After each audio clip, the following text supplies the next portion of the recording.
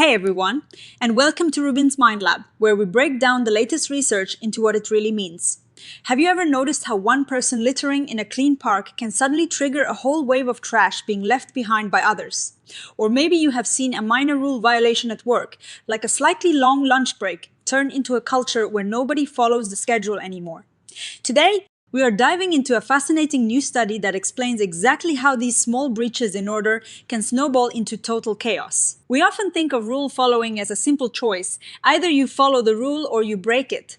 But the researchers behind this study found that it is actually much more of a sliding scale. Think about speeding on the highway.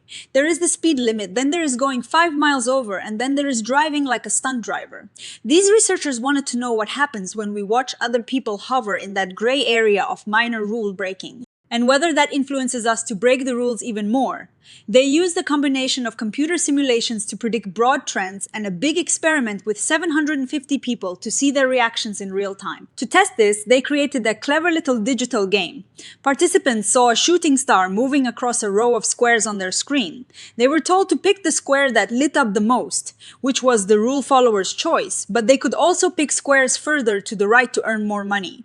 This created a classic conflict between doing what is right and doing what is profitable. They then had participants watch the choices of a previous person before making their own decision. They even labeled these previous people as either Democrats or Republicans to see if it mattered if the rule breaker was someone from your own team or the other side. The results were really revealing. First, they confirmed that bad examples are much more contagious than good ones.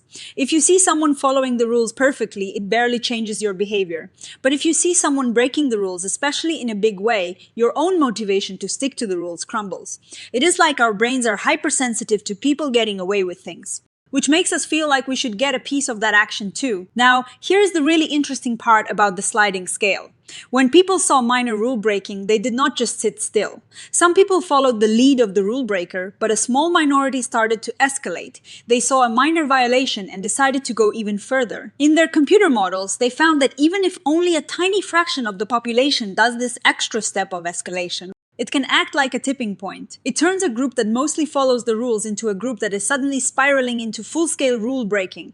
It is the classic slippery slope, but with math to back it up. One of the most surprising findings was about social closeness. You might think we would be more forgiving of our own tribe, or that we would copy them because they are like us. The study found that social proximity actually amplified the problem. When we saw someone from our own political group breaking the rules, it seemed to give us an even stronger permission slip to do the same thing. This is a bit of a warning sign for echo chambers online. If we surround ourselves with like-minded people, one bad apple might not just spoil the bunch, but actually encourage others to start biting into the fruit even harder. So, what should we take away from all this? I think the biggest lesson is that we need to stop treating small rule violations as no big deal. When you see someone cutting corners, even if it is just a little bit, it is not just about that one person and that one rule. It is a signal to everyone else that the boundaries of behavior are shifting. If we want to keep our groups and communities running smoothly, we cannot just ignore the minor stuff. We have to address it early before a little bit of bending turns into a complete break. Now, keep in mind that this research was done in a very specific, controlled puzzle, not the messy real world. We don't know yet if these same dynamics play out when there is a risk of getting caught or when punishments are actually applied. It would be great to see future studies look at whether things like clear warnings or public discussions can help stop that escalation cycle before it gets off the ground. This study gives us a rare, clear look at the invisible social levers that guide our behavior. It turns out that our actions are constantly whispering to those around us, and sometimes those whispers can turn into a roar. If you found this dive into the psychology of rule breaking interesting, hit that like button and subscribe to the channel so you never miss another deep dive into your brain.